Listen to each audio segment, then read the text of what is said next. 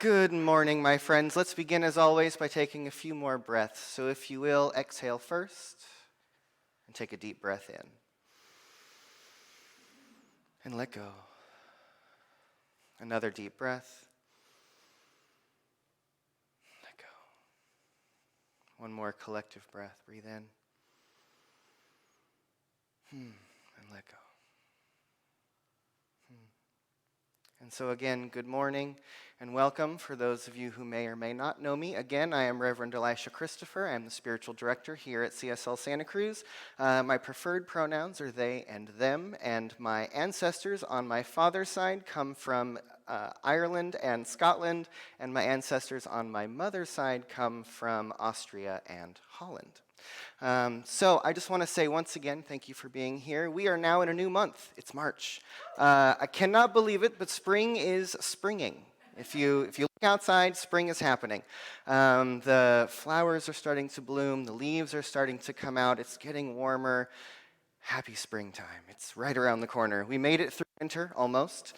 So this month, the month of March, in our year of inner and outer permaculture, the month's theme is design from patterns to details. That's our permaculture principle we're going to be exploring all month. And so for those of you who may not have been here, we are exploring the 12 principles of regenerative agriculture, also known as permaculture, as our 12 months themes this year, and using these ideas to look at how we can design thriving lives, build a thriving world, build a thriving community. And so January, our theme was observe and interact. The first principle of permaculture, kind of the first principle of mindfulness and all other spirituality. You have to observe first, and then you interact based on those careful observations. February, our theme was use and value diversity, looking at how if we ever want to shift away from monoculture in our agriculture or in our thinking, that we have to begin to recognize that it is through diversity, through interconnectedness, and through the overlap that more and more and more comes available to all of us to truly allow us to thrive in an interconnected way. And so this month, our theme again is design from patterns to details. And again, the thing that I love about these principles of permaculture is that they pair really well with New Thought spirituality. Right? In New Thought, in Science of Mind specifically, we say that all things are created twice. First in thought, and then in form. That what we think about comes about, right? This is what we talk about. And I want us to really think for a moment about the patterns of thought that we inhabit, right? And especially as we look at the circumstances in our current world, globally, nationally, there's a whole lot of shifting of patterns of consciousness, right? That's what we're witnessing all over around us, is the breakdown of the mental patterns that many people in the world have been living in for a long time. And those patterns are what we might call our mythology, or our worldview, or the stories that we live by, right? Our political ideology, our religious ideology. These are all the great patterns of thought that as we inhabit them, then through those patterns of thinking, the details of our experience filter through down onto the ground. Does that make sense? Right? And so if you, say, grew up in a worldview, maybe you grew up with the Bible, and that told you that the world was created for humankind, or maybe mankind, in 6 or 7 days, right? And that we're going to live here for a certain period of time, and then maybe someone's going to come save us in the end. That pattern of thinking is going to affect how one might think of their relationship to the planet, or the hierarchy of relationship between men and women, or the responsibility we feel we might have to the world if someone else is going to come clean up our mess, right? And there's a group of us here who are reading the book Braiding Sweetgrass on Mondays with Reverend Grace. And in the beginning of that book, there is one of the opening sections is the creation story from a particular indigenous tribe in the Pacific Northwest. And it's the story of Sky Woman. And in that story, in that mythology, Sky Woman comes to the earth as a visitor. The first person was an immigrant. And she came to this world and wanted to learn about how to steward the environment around her, how to live in harmony with it. And just that simple story, if your worldview is that your people came to a world, that all people came to the world as immigrants, and that we wanted to learn how to live in harmony with life around us, that's a very different pattern of thinking than the world was created for you, and you got plopped down into it. You now have dominion over it all. Right? Those patterns of thinking, those big sort of worldviews, are what then spiral down through our experience, through our ancestry, through our culture, through our class, through our race, through all that we might be experiencing. All that big patterns filters down, down, down, down, down into the level of experience that we have. And so science of mind is really this philosophy that tells us that the universe is a universe of cause and effect. That the cause are the patterns, and that the effect are the details, right? And that spiritual practice, I think the biggest point of spiritual practice is to give us mental patterns that we are practicing and acting and living in on a regular basis, so that when life meets us with the details, we have a practiced pattern of thinking, a pattern of response to then meet that which is coming right up in front of us. Right? And so if you say have a practice of loving kindness meditation, for example, and every day you go into a state of thinking where you think, may I be filled with loving kindness. May the people around me be filled with loving kindness. And you go through that loving kindness mantra. That thinking repetitively creates a pattern in mind. So that then when some horrible human being shows up in the world, you might have a response of loving kindness in that interaction, as opposed to meeting them at their pain or at their anger or at their outburst, right? Because the details of the world want to constantly throw at us all the stuff. And there's a lot of stuff coming at all of us, probably everywhere you look right now, right? And how we deal with that is everything. Because if we get locked down in the details, it's really easy to become hijacked by fear, to get into fix-it mode, to shrink down and feel like we are powerless or incapable of meeting the issues at hand. And yet, if we can cultivate a mind that is willing to look to a higher place, then that is what comes through us when the rubber hits the road. Right? When we really have to walk the talk, walk it, that's the practice, right? And life is giving you a practice every day. How you filter what is coming at you is your spiritual practice. You know, Jesus said, "Seek ye first the kingdom of God, and everything else will be added unto you." That if you keep your mind on spirit, keep your mind on the higher principles, keep your mind on a vision, keep your mind on a possibility, then everything else in your thinking flows down from that. Right? And so we here at CSL Santa Cruz, we keep talking about our global vision that Centers for Spiritual Living holds. That we have this global vision, that we have this permaculture design, that we're working for our land and for our property. We're holding a high vision, a place that we want to keep going back to, so that when we see all of the little things that need to be addressed, there's a possibility in mind of how we might filter and interact with that. You know, I've been thinking a lot this week as I've been watching the unfolding between Ukraine and Russia and really paying attention to what's happening there. And I've started thinking a lot about some of the great spiritual teachers of the last 50 or so years. And I was thinking about people like the Dalai Lama, people like Nelson Mandela or Thich Nhat Hanh, who were people who were either imprisoned or lived their life in exile, who had their position or their nation taken away from them. People who have suffered horribly at the hands of others. And yet, if you listen to Thich Nhat Hanh or Dalai Lama or Nelson Mandela, what's the message?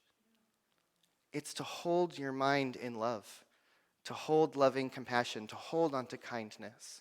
And so often we get really bogged down in the little details of how are we going to fix that problem, and how are we going to fix that problem, and how are we going to change those people's minds, and how are we going to make that be different? And it can stir us up, right? But if I look to people like the Dalai Lama, who has lost his nation and is living in exile, he doesn't hold hatred for the Chinese people. He holds loving compassion. Right? Thich Nhat Hanh, his whole message, his entire life was return to loving compassion and return to breath. That if you just practice the pattern of cultivating an awareness of breath, you can approach all of the little details that show up in your life with a deeper state of grace and awareness from a higher place. And that we want to build minds that are capable of holding the highest possible truth even in the midst of the most difficult circumstances, right? Because as I said last week, we have to be willing to have hope. We have to be willing to have a vision. Even in the face of breakdown and discord and social unraveling and potential World War III, who knows? We have to be people who are willing to hold a deeper hope than what it is we are seeing coming at us from the world. And that takes practice. And that, I think, is what this idea of designing from patterns to details means to us this month as we explore this and as we look out at the world in front of us.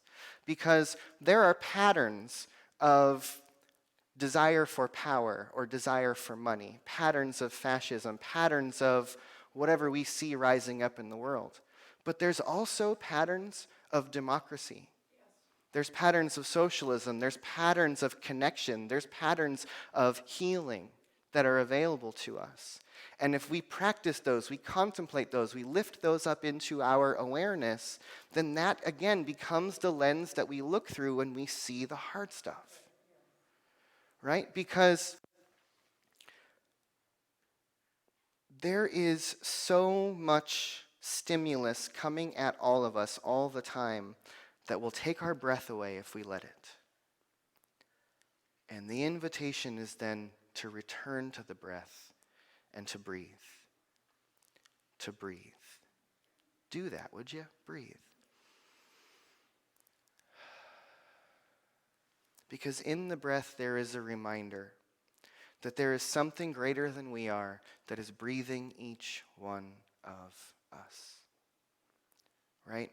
And we often say, in this community and in our New Thought teaching that, God, this idea that we call God, is all that there is. Oneness.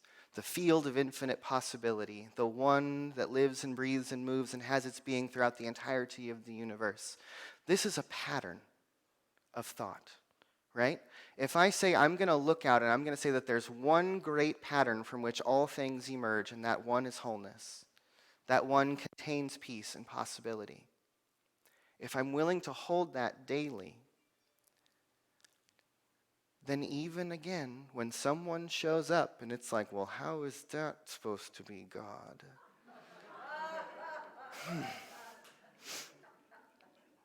We have a pattern to return to, right? Like we teach spiritual mind treatment, our 5-step affirmative prayer, which we're going to have a workshop later this month to teach you how to walk your mind through those 5 steps, right? It's a pattern, but you fill in the blanks. You fill in the details. But return to the pattern. And the pattern says, remember there's only one. Remember that you are one with that one. Keep cycling around those first 2 steps of the prayer. There is only one, and I am one with that one. And if there's only one, it means that you're one with that one, and you're one with that one, and they're one with that one too. Right? Because if we're willing to even just for a moment contemplate the idea that maybe not on the surface, maybe not at the level of your choices, maybe not at the level of your political opinion, maybe not at the level of whatever I don't like about you, but underneath it, at the core of who you are, down at the level of the subatomic particles, each one of us is made of nothing but light and possibility. And what if that light and possibility is consciousness? What if that light and possibility is love? What if down at the very quarks, there's a pattern of divinity that lives and breathes within each one of us? And it's through all the layers, all the other patterns of life experience, of cultural experience, of historical experience, that oneness comes out and looks like this, that it looks like. But if we can practice continuously bringing our mind to this perhaps unanswerable question of how is this God? How is this evolution in action? How is this a call or a cry for love? Right? If we're willing to contemplate that love is the very nature of existence, I've heard another teacher say that if love is all there is, and that's the very basis of reality, then everything anyone does is either a call for love or a cry for love. Right? Even the most ugly and heinous of behavior could actually be someone reaching out and desperately calling to be loved through the patterns and filters of their brokenness or experience. But if I'm willing to say, where is the love underneath that? Perhaps it would allow me to see the wound in someone else.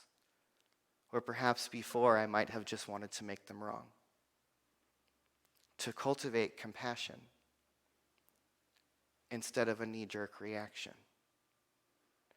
Right? I think that's the purpose of all of this spiritual practice, whatever it might be. Meditation, prayer, singing, whatever your practice is. I think it's about cultivating a pattern of awareness so that you have something to fall back on when you need it the most. And I think that more than anything, what the world needs right now is people who are willing to look beyond the circumstances and look to a higher idea, to hold a vision of possibility, and to remember that love is the greatest force in the universe. And that if we can remember that for ourselves, then we can share that with those around us. We can hold it with each other. And as we cultivate and build that awareness, perhaps we can unleash it on the world around us. But we have to be willing to believe deep down that love is greater than all things. And that divinity is interwoven into the chaos. Because if we trust evolution, newness always comes after breakdown. Chaos always leads to greater balance. And if I trust the 14.5 billion years of the universe's process, I have to trust that that's not going to get broken by some human choice. Can you believe in a higher principle? Some of us might choose to call it God. Some of us might need to call it evolution or life. I trust life. That a life, when we trust in the power of life, we can recognize that it has designed this planet for thriving. But we have some patterns that we need to shift if we want to come into alignment with that potential for thriving. And so we're going to continue to explore this idea of designing from patterns to details and how the patterns inform the details. And that needs to be the way that we take it in, the way that we participate with the process. And if we're willing to hold our minds towards some higher ideal, whatever we can grab onto, that's going to be the thing that holds us up when the floor falls out from underneath us. So reach for something higher and continue to ask that question of how is this in that, whatever that is. But be willing to practice looking. And that's where we're going to start this week. So take a deep breath and let go. And take another deep breath in. And so as we breathe together, I want to invite each of us to just drop into a place of awareness that the universe in which we live is a universe of patterns and possibility. That the very nature of the universe is to expand. The very nature of the universe is to evolve. That the nature of the universe is to become more and more complex and more connected. And so if we remember that these divine patterns are always at work, then we can acknowledge that these patterns are alive in each one of us, that each one of us is meant to evolve, that we're meant to expand, that we are meant to become more and more connected. What if each one of us sought to reach out and find one of these divine patterns of consciousness and call it into our lives and let us be a place where it shows up in the little places? That if we're willing to reach for the pattern of love, we can bring in the practice of loving compassion. If we can reach for evolution, then we can bring in patterns of forward movement. And so let us remember today that we are each a place where the universe is creating, where all of the divine patterns are being filtered through all the layers of our being, and that each one of us is bringing something new into the world every moment through our choosing, through our choice, through our attention, through what we choose to speak into. And so let us be a people who are continuously in the practice of looking higher, of reaching higher, of looking for the possibilities, of being so dedicated to a vision for our lives, for our community, for our planet, that vision is what calls us forward. That we are continuously awakening to our own spiritual magnificence and looking for the ways that we can translate that into transformation in our own lives, in our community, and in the world. Because what if a world that works for all is calling us, and it's rising up as everything that looks unlike it, and we are each being invited to hold our attention on something higher,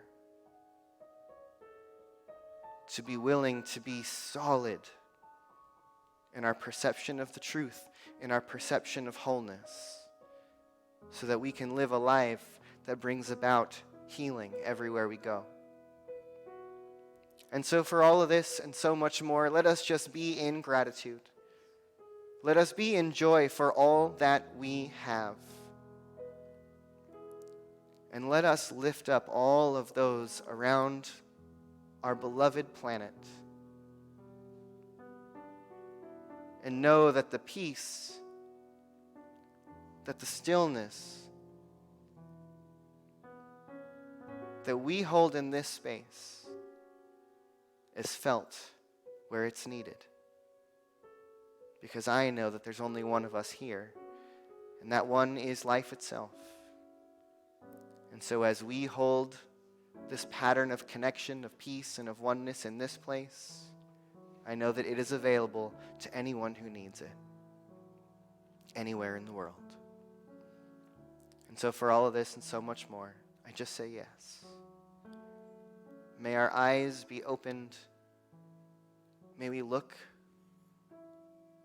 to the greater and to the more, and let it show up around us, as us, in everything that we do. And so it is.